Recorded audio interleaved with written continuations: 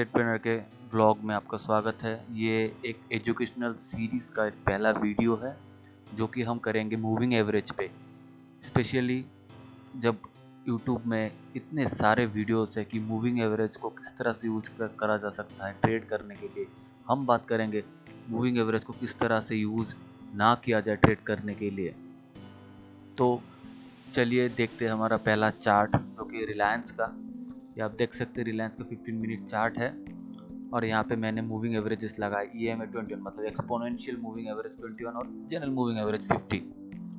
Exponential moving average 21 जो कि हमको देता है एक बहुत ही शॉर्ट टर्म डायरेक्शन, और 20 मूविंग एवरेज रादर जो आपको देता है थोड़ा सा ब्रॉडर व्यू। तो सारे चैनल्स में जो आप देखेंगे उसमें बताया गया है कि किस तरह से मूविंग एवरेज को क्रॉसओवर में आप बाय कर सकते हैं और मूविंग एवरेज का नीचे की तरफ क्रॉसओवर होने पे आप सेल कर सकते हैं। लेकिन एक्चुअली में जो प्रोफेशनल्स करते हैं मूविंग एवरेज को किस तरह से यूज़ करते हैं, वो लोग जो प्रोफेशनल्स करते हैं वो मूविंग एवरेज को इस तरह से यूज़ करते हैं कि मूविंग एवरेज जो होता है उसको वो लोग सिर्फ और सिर्फ डायरेक्शन को आइडेंटिफाई करने के लिए, या कहे तो आप ट्रेंड बोल लीजिए, ट्रेंड को आइडेंटिफाई करने के लिए यूज़ करा जाता है उन लोगों के द्वारा। तो ये रिलायंस का चार्ट है, हम लोग सिंपल सी चीज़ें देखेंगे, कोई ज़्यादा टेक्निकलिटी में नहीं घुसेंगे। हम सिर्फ ये देखते हैं कि अगर सिर्फ और सिर्फ आप मूविंग एवरेज को सिर्फ डायरेक्शन को आइडेंटिफाई करने के लिए यूज़ करते हैं तो आप क्या क्या चीज़ें को यूज़ कर सकते हैं और क्या क्या चीज़ें को आप नलीफाई थोड़ा सा डीएक्टिवेट कर सकते हैं, ताकि आपका ट्रेडिंग जो डिसीजन होता है, आपका जो सिंपल से सिंपल चीज़ें जो आप कर सकते हैं अपने ट्रेडिंग को इम्प्रूव करने के लिए, क्योंकि ट्रेडिंग सिंपल चीज़ों से बनता है और ट्रेडिंग कुछ ज़्यादा आपको कॉम्प्लिकेट करने का ज़रूरत नहीं है। ट्रेडिंग सिर्फ सिंपल डिसीजंस में, इजी डिसीजंस में ट्रेडिंग में सबसे बड़ा पैसा बनता है। तो गाइस देख लेते हैं, एक जो सबसे बड़ी खामी जो मूविंग एवरेज में है वो है साइडवेज मार्केट में किस तरह से मूविंग एवरेज रिएक्ट करते हैं। साइडवेज मार्केट में मूविंग एवरेज काम नहीं करते, सिंपल एज दैट। और साइडवेज मार्केट को तब तक पता नहीं चलेगा जब तक पूरा दिन खत्म हो जाता है, तब तक शायद आप मूविंग एवरेज के बाय सिग्नल या फिर सेल सिग्नल पे आप शायद 2-3-4 ट्रेड कर ले लेते इस रिलायंस में, और शाम को आपको पता चलता कि ये साइडवेज डे और आपको इन्वॉल्व नहीं होना था। तो सिंपल सी चीज़ें हैं। यहाँ पे देखिए आप, जैसे कि इस दिन में मूविंग एवरेज क्रॉसओवर हुआ, इस चीज़ को देखिए आप, मूविंग एवरेज क्रॉसओवर हुआ, मैं इसको आपको रेक्टेंगल से मार्क कर सकता हूँ।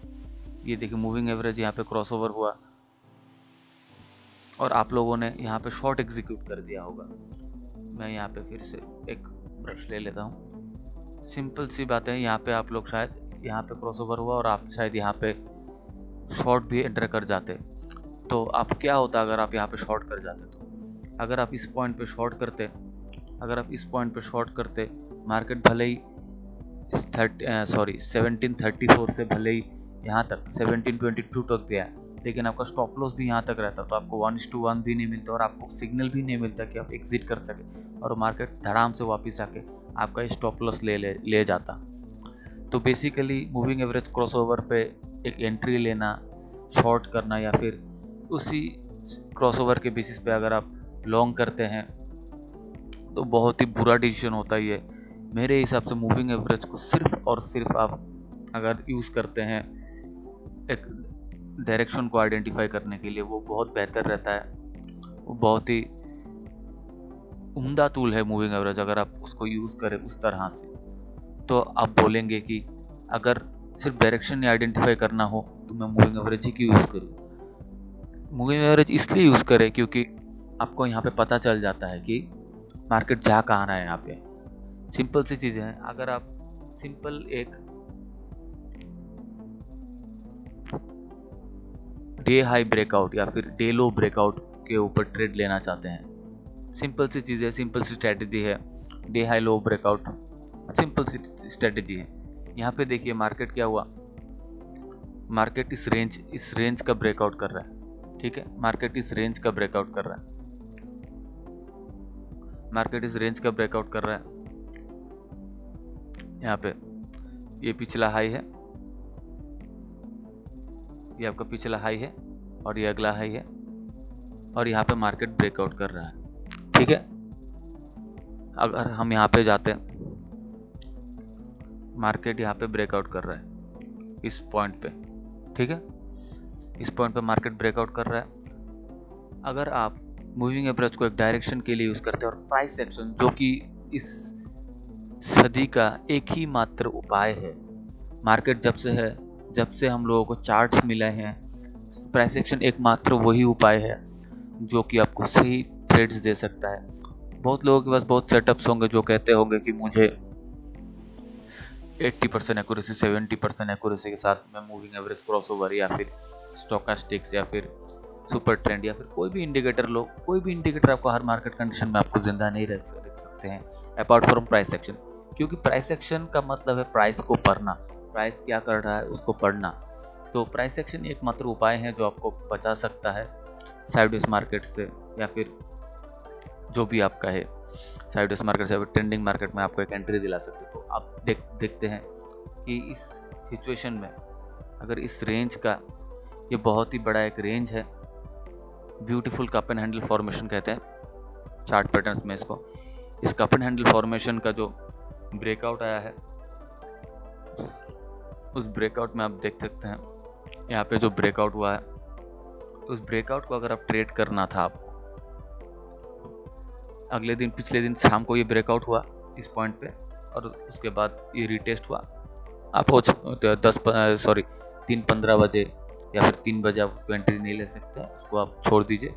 अगले दिन क्या हुआ, ब्रेकआउट है, ऊपर खुला, तो आप नॉर्मल आदमी क्या सोचता है, नॉर्मल आदमी ये सोचता है ब्रेकआउट वहाँ पे बाय कर लेते। लेकिन आपको अगर प्राइस एक्शन पता है तो आपको ये पता चलेगा कि ये एक रेड कैंडल फॉर्म हुआ है। यहाँ पे रेड कैंडल फॉर्म हुआ है मतलब हमको वेट करना है कि रेड कैंडल सस्टेन करे इस प्राइस के ऊपर, रेड कैंडल सस्टेन करे, उसके बाद इसको सस्टेन करे और ऊपर चले जाए, ऊपर चलने की कोशिश करे, तब हम इस पॉइंट पे ब्रेकआउट का एंट्री ले।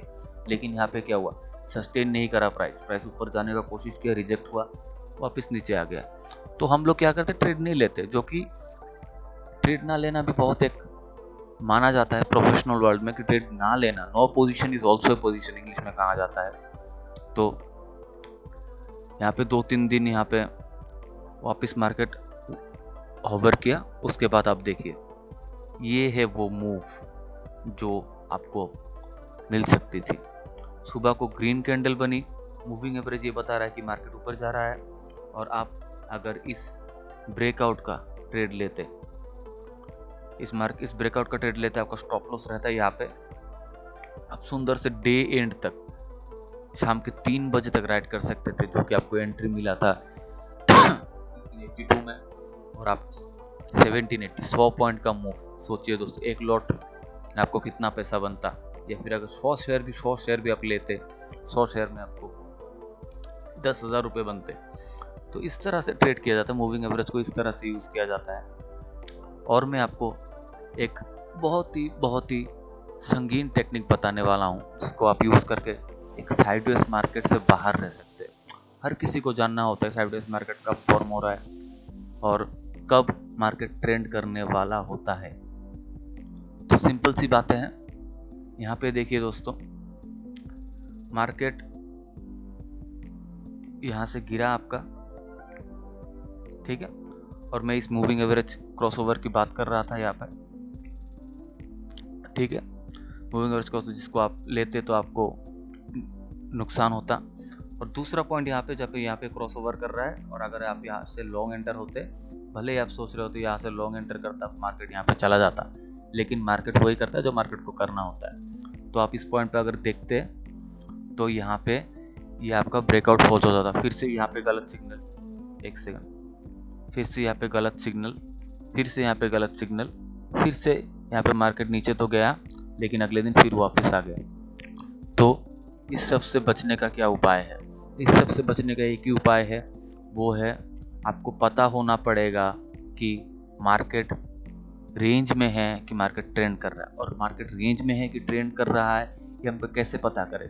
मार्केट रेंज में है या फिर ट्रेंड कर रहा है हमको ऐसे पता करना होता है। आपको सिंपल सी 2 चीजें देखनी होती है। एक तो पहली चीज मार्केट का पिछला हाई, ठीक है दोस्तों, मार्केट का पिछला हाई, यह है मार्केट का पिछला हाई, और यह है मार्केट का,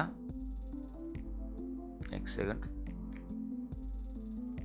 यह है मार्केट का पिछला लो। ठीक है, मार्केट का पिछला लो ये है। तो अगर आप इस ब्रेकआउट, इस मार्केट का पिछले हाई का ब्रेकआउट आप ट्रेड करते, इस मार्केट के पिछले हाई का ब्रेकआउट आप ट्रेड करते, तो आप कहाँ पे आपको एंट्री बनती थी, मैं आपको दिखा रहा हूँ। इस पिछले हाई का ब्रेकआउट, यहाँ पे आपकी एंट्री बनती थी। पहले रेड कैंडल बनाया छोटा सा, उसके बाद अगले ही कैंडल में फिर से धड़ाम से ऊपर आ गया।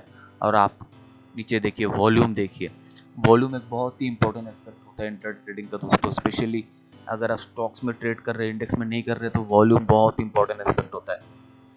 तो वॉल्यूम आप चेक कीजिए नीचे और ऊपर देखिए कितना सुंदर सा कैंडल बना है। यहाँ पे अगर आप बाय करते 1805 पे, शाम को क्लोजिंग दे 1857 पे। जी हाँ, ट्रेंडिंग मूव्स ऐसे ही होते हैं। ट्रेंडिंग मूव्स ऐसे होते हैं जो एक छोर पे शुरू होता है मार्केट सुबह और दूसरे छोर पे खत्म होता है। यहाँ पे भी वही हुआ, एक छोर पे शुरू हुआ मूव, अगले छोर पे खत्म हुआ। तो अगर आप, मूल सार यही है कि अगर आप मूविंग एवरेज को सिर्फ और सिर्फ डायरेक्शन के लिए देखें, तो आपको यहाँ पे पता चलता है कि मार्केट यहाँ पे ट्रेंड कर रहा है। आप देखिए मूविंग एवरेज का डायरेक्शन 21 मूविंग एवरेज यहाँ पे है और 50 मूविंग एवरेज नीचे है। और मार्केट ये खूबसूरत से मार्केट में 45 डिग्री का स्लांट बन रहा है। 45 डिग्री मतलब ट्रेंड, 45 डिग्री मतलब ट्रेंड। और अगर आपका मूविंग एवरेज फ्लैट है तो आपको ये पता होना चाहिए कि मार्केट साइडवेज है। तो ये सब सिर्फ सिंपल सी चीज़ें थी जो आपको बताना था इस ब्लॉग में, कि सिंपल सी 2-3 चीज़ें आपको याद में रखना कि मूविंग एवरेज को आप एंट्री के लिए नहीं यूज़ कर सकते दोस्तों। आप मूविंग एवरेज के बेस्ड अगर स्ट्रेटेजी बना रहे हैं अपना, अगर आप नया ट्रेडर हैं, सीजन ट्रेडर नहीं है, तो प्लीज़ मूविंग एवरेज को साइड में रखिए और प्राइस एक्शन पे ध्यान दीजिए और मूविंग एवरेज को यूज़ कीजिए। मूविंग एवरेज एक ट्रेंड इंडिकेटर, बहुत ही खूबसूरत ट्रेंड इंडिकेटर है। अगर एक ट्रेंड को आपको देखना है, ट्रेंड फॉलोइंग करना है, तो आप ब्यूटीफुल तरीके से आप यूज़ कर सकते हैं। ये तो हो गई रिलायंस की बात। अगर आप निफ्टी बैंक में देखिए, निफ्टी बैंक में भी वही सीन है दोस्तों, वही सीन है। निफ्टी बैंक हालांकि एक इंडेक्स है, उसमें छोटे छोटे मूव्स आते हैं, लेकिन अगर आप ऑप्शंस के थ्रू ट्रेड करते हो तो बहुत ही अच्छा होता है। यहाँ पे देखिए मूविंग एवरेज फ्लैट है, मूविंग एवरेज फ्लैट है, मार्केट बिल्कुल ही कहीं पे भी नहीं गया, कहीं पे भी नहीं गया। अगले दिन मूविंग एवरेज में 45 डिग्री का स्लांट बना पिछले दिन का। अगर आप देखिए पिछले दिन का लो कटा यहाँ पे, और यहाँ पे खूबसूरत एक मूव, जो कि मतलब दिन के एंड तक आपको एग्जिट स्ट्रेटेजी नहीं चाहिए, कुछ नहीं चाहिए। अगर आप ट्रेंडिंग मूव को पकड़ेंगे तो ट्रेंडिंग मूव की यही खासियत है, एक छोर पे मार्केट शुरू हो, दूसरे छोर पे मार्केट खत्म होगा। यहाँ पे देखिए दोस्तों, ये देखिए और एक ट्रेंडिंग मूव, ये एक ट्रेंडिंग मूव, और यहाँ पे मार्केट इस रेंज को तोड़ता है, इस रेंज को मार्केट तोड़ता है और मार्केट यहाँ पर ट्रेंडिंग मूव करता है खूबसूरत सा। पीछे जाएंगे हम लोग, पीछे भी जाएंगे तो आपको यही दिखेगा, बार बार यही दिखेगा कि मार्केट ट्रेंड जब हो रहा होता है, मूविंग एवरेज में स्लांट बनती है, 45 डिग्री की स्लांट बनती है। और अगर आप उसको प्राइस एक्शन के साथ यूज करें तो बहुत ही खूबसूरत ये आपका एक टूल बन सकता है। आशा करता हूँ आप लोगों को ये बहुत पसंद आया होगा। अगले वीडियोस में प्राइस एक्शन में के बारे में बात करेंगे और बहुत सारे ऐसे छोटे छोटे नुस्खे जो आप यूज कर सकते हैं ट्रेडिंग में, क्योंकि ट्रेडिंग में हर चैनल आपको बता देगा कि मूविंग एवरेज का क्रॉसओवर यूज कर लीजिए, ये trend line break crossover use कर लीजिए, इसके बाद आप स्टोकास्टिक्स यूज कर लीजिए, एडीएक्स यूज कर लीजिए। लेकिन मार्केट सिंपल चीज़ों से चलती है दोस्तों। आशा करता हूँ आप लोगों को ये वीडियो पसंद आया होगा। Thank you.